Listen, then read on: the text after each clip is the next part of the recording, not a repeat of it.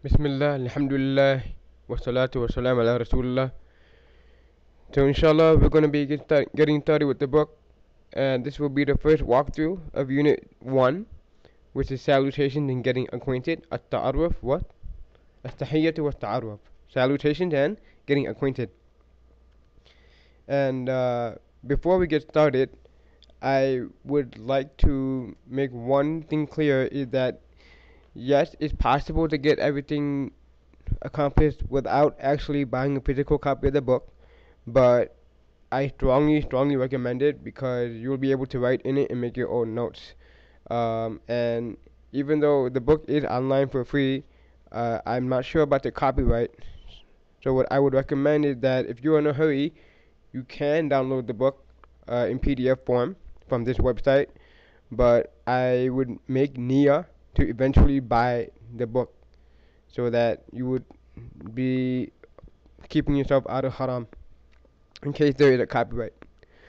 And of course, the audio files for this book are available as well. And I'm going to be expecting the students to be using the audio files and doing the exercises, and not just what we are doing in class. And now we will move ahead to the first conversation. And the first conversation is between two people. The first one is Khalid and Khalil. And Khalid says, Assalamu alaikum. And we know what that is. That's the common Muslim greeting. And I would like to say that when you have alif lam at the beginning of a word, you know for sure that it's a noun, and it makes it definite. And alif lam is one of the 7 ways that a noun can become definite. So if it was indefinite, it would be salamun. But when you have as-salam with alif lam at the beginning, it would be as-salamu. It cannot take a tanween at the end. And we also see alaykum. Ala means upon here. Kum is upon you all. And even though he's talking to a single person here, the plural is used as a sign of respect. And alaykum is really 2 words. It's the particle ala and the word kum. And this particle is one of those words that are prepositions in the Arabic language, means that they do not have a meaning until they come with another word. Kum is, like I said, it has the meaning of you all. And ala is one of those particles which forces the word after it to have kasra. So when anytime you look in the Quran or in proper Arabic, you see the word ala, the word immediately after it will have a kasra at the end of it. Now, when Khalil replies, wa alaykum salam, which is the same structure here, alaykum, we see a dhamma and the meme here. And he said, wa alaykum salam, instead of wa alaykum as-salam. And that is because normally the Arabic language does not accommodate meeting of silent letters, means that you cannot have 2 silent letters in a row. And we see that the lam in as-salam is silent. So therefore, to prevent 2 silent letters coming in a row consecutively, dhamma is put on the meme. So that's why you see the dhamma and the meme in Khalid's reply, wa alaykumus salam. Now, when Khalid said assalamu alaikum, Khalil doesn't say wassalamu alaikum. He said wa alaikum assalam. And what happened is that in his reply, he puts alaikum first, and that means specialization, restriction. So the meaning would not be and peace be upon you. It would be and upon you be peace. And we see a similar structure that sometimes when you make a dua for someone, you say barakallahu feek. The person might say wa feeka barakallah, and upon, may Allah bless you.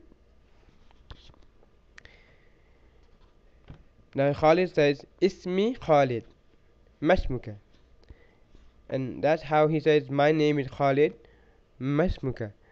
Masmuka means what's your name.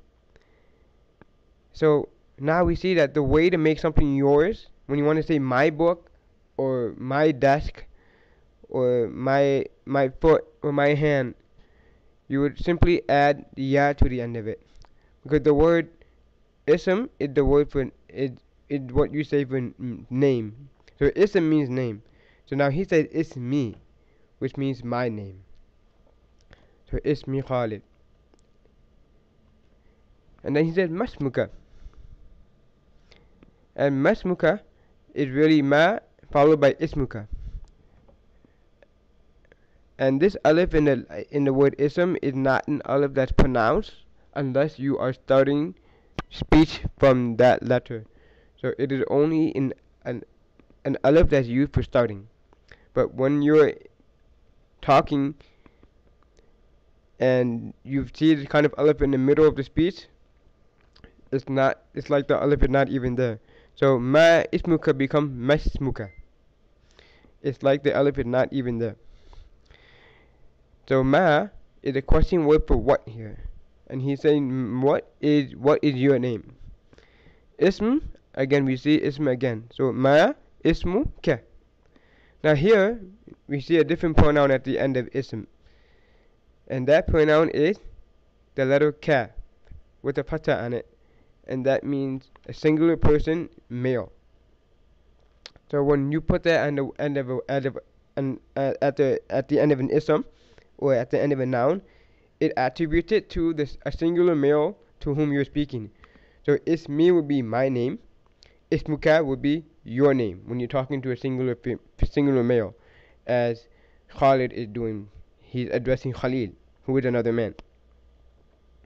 And Khalil replied, Ismi Khalil, just like how Khalid said, Ismi Khalid. Now Khalid starts a new chain of conversation. He says, Kayfa haluka.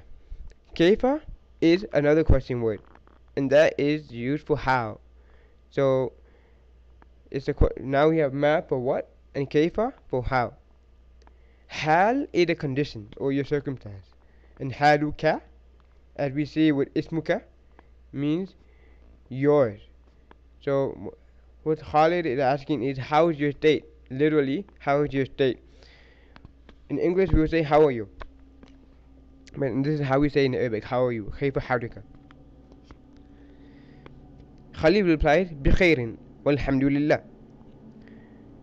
Bi is a particle, and it means width here. And khair means goodness here. بخيرين. And just like ala, the letter ba also forces the word after to have a kasra at the end, which is why you see khairin instead of khairun. And the default of all isms or nouns in the Arabic language is to have dhamma. So if you see a noun with a kasra or a fatha at the end of it, there's a reason why. And Khalil says, Walhamdu lillah. And we know alhamd means the praise. And again we see alif lam. So alhamd is a special praise. It's a definite praise, and it's a praise that's for Allah. It's a religious praise. And he said lillah. And this is not, if you look carefully, it's not alif. The first letter is not alif here, it's lam. So it's lam, lam, ha. And what happened is that the alif in Allah dropped. When you connect, when the word started with lam, the alif dropped. So walhamdu lillah. And lam here is another preposition or harf, and it means for. And so the praise is for Allah. And just like ala and ba, this lam here forces the word after to have kasra at the end. So instead of saying walhamdulillahu, it would be walhamdulillahi. And that's why we say in Surah Al-Fatiha, Alhamdulillahi Rabbil Alameen. And Khalid, he asked Khalid, وَكَيْفَ حَالُكَ أَنْتَ. Now you notice that he added the word anta to it. And it would be sufficient to say وَكَيْفَ حَالُكَ, but which literally by itself means, and how's your condition? So he said وَكَيْفَ حَالُكَ أَنْتَ, and how's your condition? Yourself. He added the word anta. Anta is a pronoun that means you for a singular male person. And Khalid replied, بخير والحمد لله, just as Khalid said.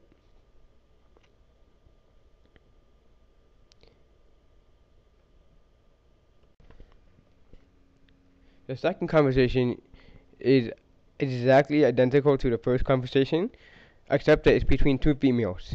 So that you would see everything exactly the same, except that you would notice differences in the pronoun that's used for the feminine.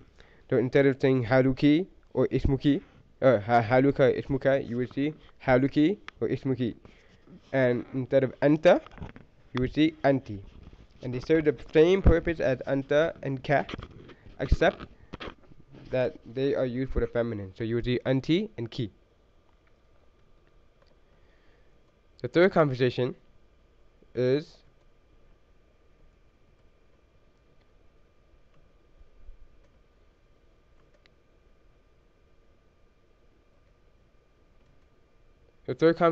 between Muhammad and Sharif, and they are talking about nationalities and origin. So Muhammad, he said Assalamu alaikum. Sharif said Wa alaikum assalam. Now Muhammad says Min aina anta, which means from where are you? Where are you from? And min is another preposition, and it means from here. It's another preposition that forces the word after to take kasra. And the word aina is a question word for where. So now we have seen ma, kaifa, and now aina. And we have seen the prepositions ala, bi, and min, and li. Now, I just said that min forces the word after to have kasra. So why doesn't the word after it, which is aina, have a kasra at the end? And it has a fatha in it. Because there are some words in the Arabic language, they are mabni, which means that they're fixed and they're built upon a certain ending that never changes. And aina is one of those words that never changes the ending. It will always have a fatha at the end. Mean aina anta. And anta, as you know from the previous conversation, it means you. So min aina anta means from where are you? Where are you from? Sharif says ana min Pakistan. I'm from Pakistan. And ana means I. So now we have ana, anta, and anti. I for ana, anta for you for singular masculine, and anti for singular masculine, singular feminine second person. Anti. And he said min, which means from again. Ana min Pakistan. So I'm from Pakistan. And that's how someone would say where he's from. He would say ana min plus the place he's from. Muhammad says Hal anta Pakistani? Hal anta Pakistani? There's no P in the Arabic language. So everything had been converted to Arabic letters. So he is asking Sharif, are you Pakistani? And we see another question word now at the beginning, and that is the word hal. And hal is a question word that if you put it at the beginning of a sentence, it makes it a yes or no question. So if you look at the word, what's after the hal, it's the sentence anta Pakistani. You are Pakistani. Now if you put the word hal before it, it makes it into a yes or no question. Hal anta Pakistani? Are you Pakistani? Sharif replies, Na'am, which means yes. Ana Pakistani. Pakistani. I am Pakistani. Wama jinsiyatuka anta. And what is your nationality, yourself? And Muhammad says, Ana Turki. Ana min Turkiya. I am from Turkey. Sharif said, Ahlan wa sahlan. Welcome. Now, something to notice is that we see a different kind of ya at the end of the word Pakistani and Turkey, and that ya had a shadda at the end. In the previous conversation, we saw that if you add a ya with a sukoon at the end, like ismi, then that gives it the meaning of giving the possession to yourself. So this is my name. But here, this is a different kind of ya, and this is a ya with a shadda at the end, and this gives it a meaning of association. So the meaning of ish or like or in. So for example, ana Ameriki would mean I am American.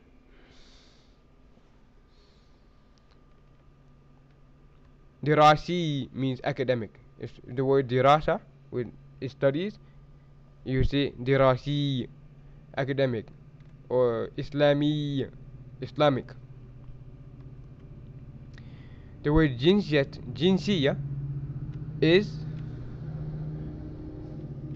the word for nationality or identity, citizenship.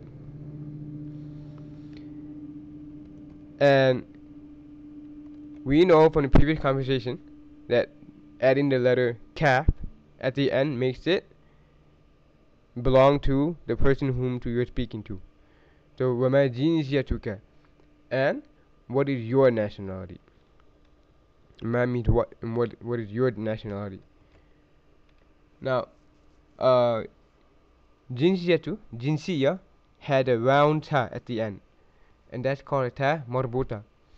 If you notice that whenever you add a letter to a word that had a ta marbuta at the end, the ta will open up into an open ta, and that's why you see it written as a ta, so that you can accommodate the cat. And Sharif says, Anas Muhammad said, I am Turkish. I am from Turkey. And Sharif says, Ahlan wa sahlan. Literally, it means people and ease. And it's a way of welcoming. The fourth conversation is exactly like the second conversation, except that instead of the males talking to each other, we would see females talking to each other. Such that we see anti instead of anta, and instead of someone saying that she is Misri, an Egyptian male, she would say Misriya, Egyptian female. Likewise, Maryam, she said Ana Suriya instead of Ana Suri. I'm Syrian. Ana means Syria. And if you're a male or female, regardless of who you are, I is always expressed by the word ana. There's no masculine feminine form for the word ana. It's always ana. And the word Misri and Suri become feminized by adding the round ta at the end. Conversations 5 and 6 are identical to each other, except the differences between male and female talking to each other. They are how to introduce someone else and how to talk about his occupation. And Ahmed, he said, Hada akhi. Hada means is a pointing word for this, and akh means brother. So akhi would mean my brother, just like how ismi means my name. Huwa mudarris. He is a teacher. Huwa is a pronoun for he. And mudarris is the word for teacher. So huwa mudarris means he is a teacher. And if you notice that in the Arabic language, there's no word that is for is. So we just put the words together. Huwa mudarris. He is a teacher. And Ahmed, he introduces his friend to his brother by saying Hada Sadiqi. Sadiq means friend. So Sadiqi means my friend. Huwa muhandis. Muhandis is engineer. So he's saying, this is my friend, he is an engineer. And just like how Ahmed said, Hada akhi, this is my brother, huwa mudarris, he is a teacher. Ahmed said, Ma'a salama, and Badr replied, Ma'a salama. And Ma'a means with. And the next conversation is very similar, except that it is between two females, and the word for sister is ukhti, ukht. So Nada says, Hadihi ukhti, this is my sister. Here, instead of saying huwa for he, she says here for she. Here, tabiba, she is a doctor. The word for doctor is tabib, but as we have already seen, adding a round ta at the end makes it feminine. So instead of saying here tabib, it's here tabiba. And Nada then introduces her friend as saying, Hadihi sadiqati, this is my friend. Sadiq is friend, sadiqa is a female friend, sadiqati is my female friend. And just like how we saw in jinsiyatuka, how the round ta opened up, the round ta in sadiqa opens up when you put a pronoun at the end of it, sadiqati. And that's why it's a flat, open ta. Here, taliba, she is a student. Talib means student, here means she.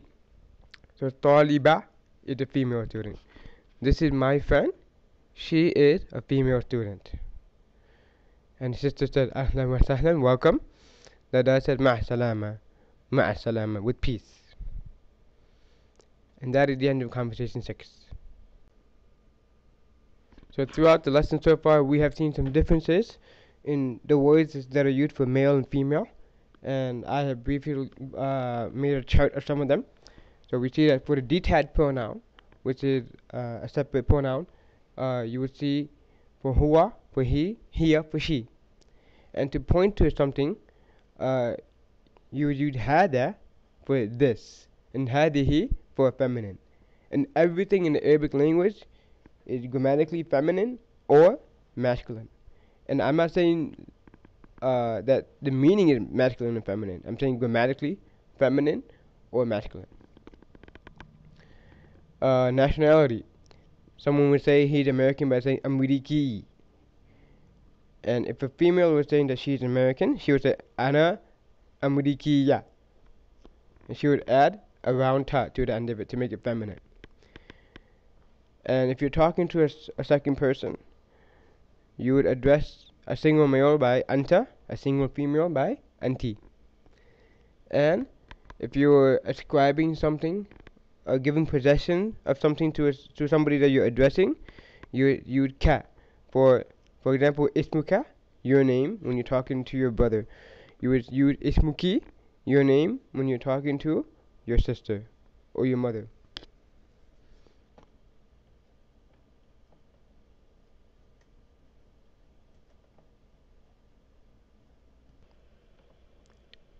Lesson 2 is vocabulary. So if you see on page 6, you'll see that display of all the vocabulary that's going to be used in this unit thus far.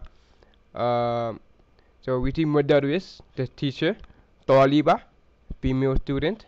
So talib would be a male student, tabiba would be a female doctor, which means tabib would be a male doctor, muhandis, male engineer, muhandisa, female engineer, akh, brother, ukht, sister, sadiq, friend, sadiqa, female friend, ana, I, ana, I, anta, you, for a single masculine person, masculine, anti, you for singular feminine, hada, this, when you're pointing to something that's masculine, hadihi, this, when you're pointing to something feminine, huwa, when you're talking about someone or something masculine, here, when you're talking about something that is grammatically feminine.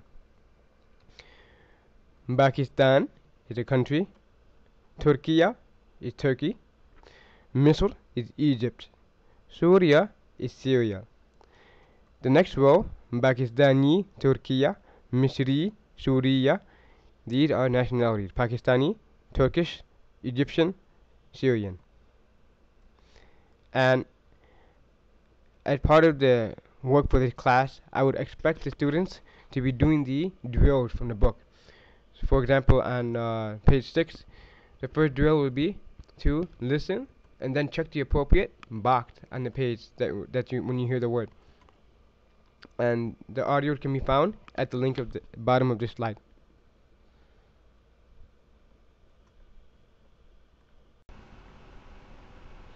On page 8, we would also see the numbers 1 through 5 in Arabic. That would be Wahid, Itnan, Talata, Arba'a, Khamsa. And we would also see some drills here relating to numbers. The first one would be to connect between the numbers and the corresponding pictures. And the second one would be to arrange the numbers in order. And the third one would be to point to the number that you hear the name of. And the fourth one would be to say the number while you're pointing to it. And lesson 3, which begins on page 9, would be on grammatical construction and how to say things that we've already learned from the initial conversations in lesson 1. So the topics that we will be able to have more practice on here are how to introduce someone, how to introduce yourself, how to ask or say where one is from, how to say one's name, and how to say one's nationality. And the drills here, you can listen to them by yourself, even if you don't have a partner. It will still help because it will help you to achieve the main objective of this course is to be able to converse, as we will see in lesson 5. So doing the drills in this lesson 3 will be excellent preparation for lesson 5, for which we'll be doing in class.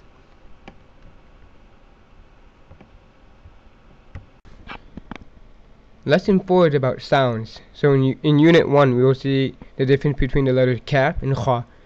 And kaf comes from the back of your tongue and the hard part of the roof of your mouth, the hard palate. And kha comes from the top part of your throat, next to the letter ghain.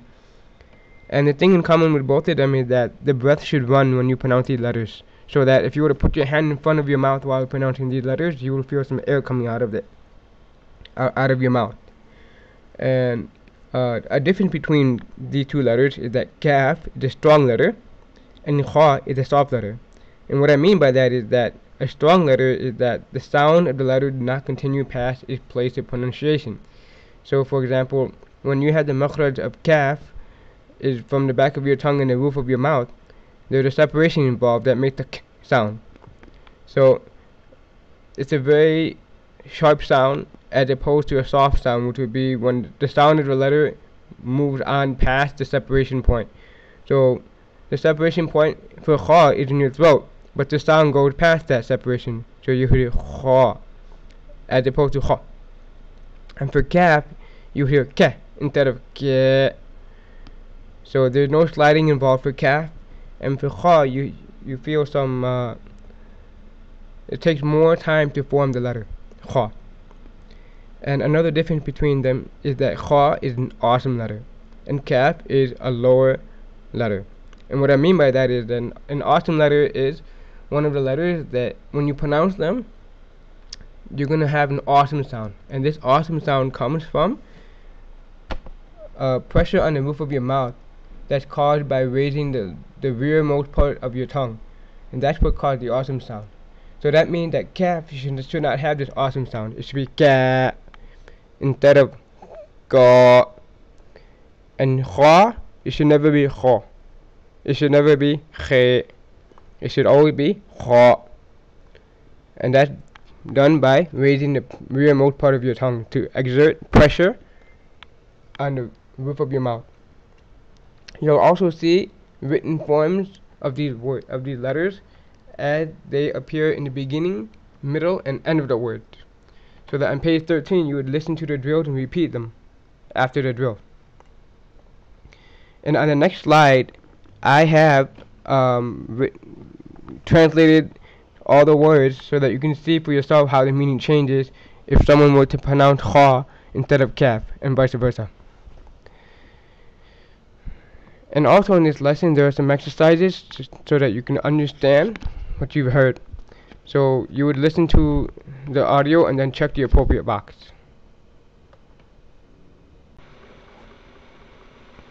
Lesson 5. Lesson 5 is all about what the class is.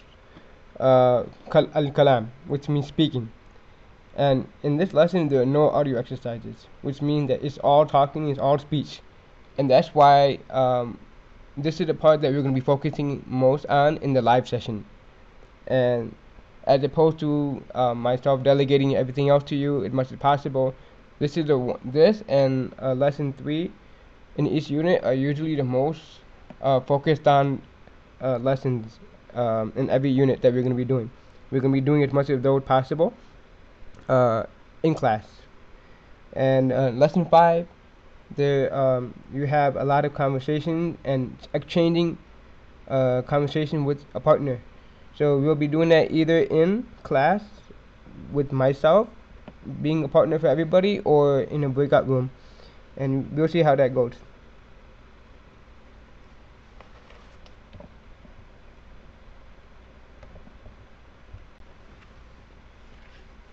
Lesson 6 is about reading and writing. So on page 19 and page 20 you will see exercises for looking, listening, and reading. And that would be exercises 1 and 4 in this drill, in this lesson, for reading. And page 21 we will have a writing exercise, and this is for the letters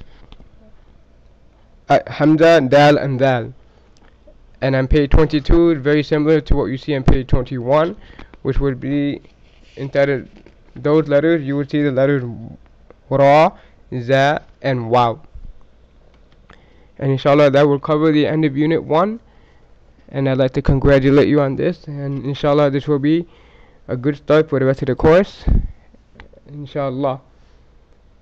Assalamu alaikum wa rahmatullahi wa barakatuh.